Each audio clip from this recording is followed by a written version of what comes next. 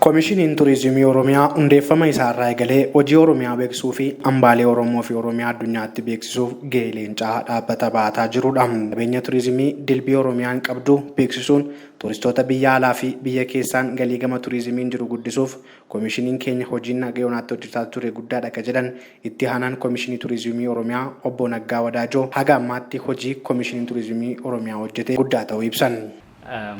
Koomishinii Turizimii Oromiyaa erga hundaa'ee waggaa sadi reef guutaa waggootaan sadan darban keessatti qabeenya turizimii dilbii naannoon Oromiyaa qabdu bal'inaan misoomsuu fi beeksisuudhaan yaa'insa turistootaa biyya alaa fi biyya keessaa dabaluudhaan galii gama turizimiitiin argamu guddisuudhaaf koomishiniin keenya hojiilee garaagaraa hojjechaa akka jiru hin beekama. Keessumattuu turizimii diijitaalistii wajjin wal qabatee hojiileen hojjennee bal'aadha.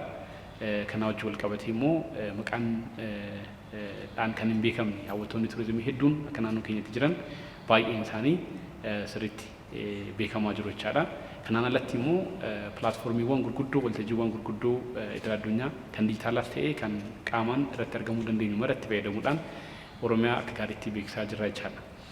Kana malees carraa hojii uumuu wajjin wal qabatee turizimiin carraalee inni fidee dhufu mara faayidaa hawaasa keenyaaf faayidaa guddina hawaasa dinagdee naannoo keenyaaf akka toluu danda'utti hojjechaa jira jechaadha. Riiformiin karoora mootummaa waggoota 10 wayita bahu dameen turizimii adda bahuun isaa xiyyeeffannoon seektara turizimii kennamee daran guddaa akka ta'u kan mul'isu ta'us obbo Naggaan ibsanii jiru. Kun immoo akka ta'uuf mootummaan naannoo Oromiyaas ta'ee mootummaan federaalaa turizimii utubaalee dinagdee shanan keessaa isa tokko ta'ee biyyattiin kan ittiin durfamtu riiformii guddina dinagdee kan waggaa 10 yeroo bahu turizimiin adda bahee utubaalee adda ba'an keessaa tokko ta'ee argamuunsaa xiyyeeffannoon seektara turizimiidhaaf kennamee hangam guddaa akka ta'e kan agarsiisudha jechaadha. Kanarraan ol immoo sadarkaa federaalaatis ministeerri turizimii ministeera ta'ee kan hundaa'e reef jechaadha. Kun immoo xiyyeeffannaa mootummaan seektara kanaaf kenne hammam guddaa akka ta'es kan agarsiisudha jechaadha.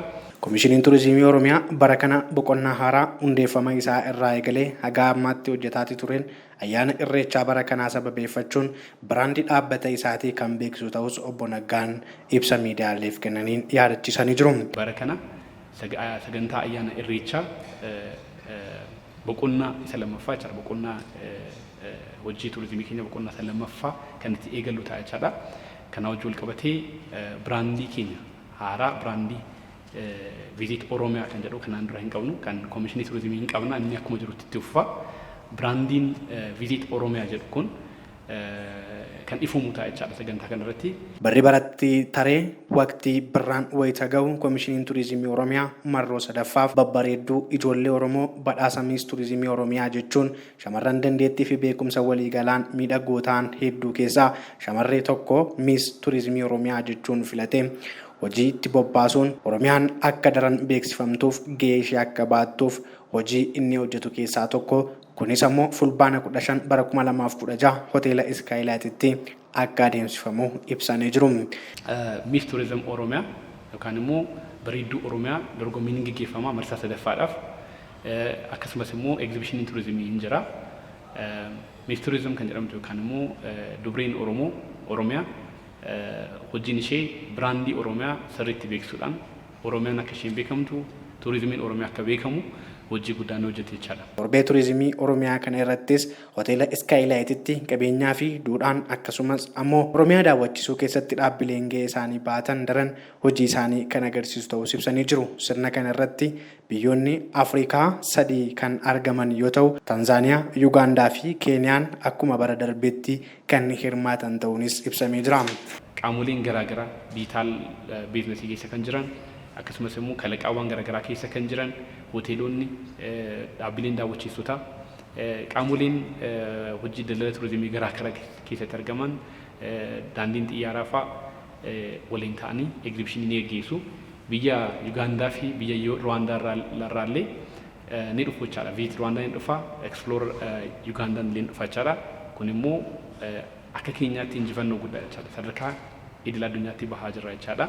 Kunis ayyaana Irreechaa baranaa hin ho'isaa.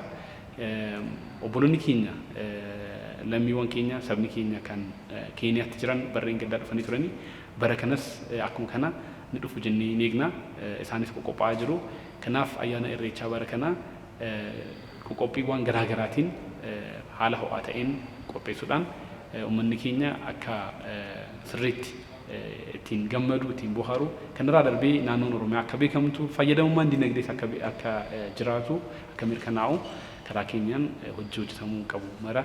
Fulbaanni 13 haga fulbaana 15tti torbee turizimii Oromiyaa jedhamuun Komishinii Turizimii Oromiyaatiin labsamee kan jiru yoo ta'u guyyoonni sadan kun dilbatarraa eegalee haga guyyaa gaafa roobiitti qabeenyaa fi hambaalee Oromiyaan qabdu addunyaatti karaa miidiyaa agarsiifamuuf akka deemuuf miidiyaaleefis waamichi dabarfamee jira. Taateen kun Oromiyaa Tourism Week jedhamee yookaan immoo torbee turizimii Oromiyaa jedhameeti beekama. Marsaa sadaffaati. Asumattis hoteela Skylight Hotel keessatti ni gaggeeffama. Fulbaana guyyaa 13 kaasee hamma fulbaana 15tti ni gaggeeffama jechaadha. Kan irratti miidiyaaleen hundinuu akka dhufanii uwwisa miidiyaa akka kennan asumaan affeerraa dhiyeessinee jira jechaadha.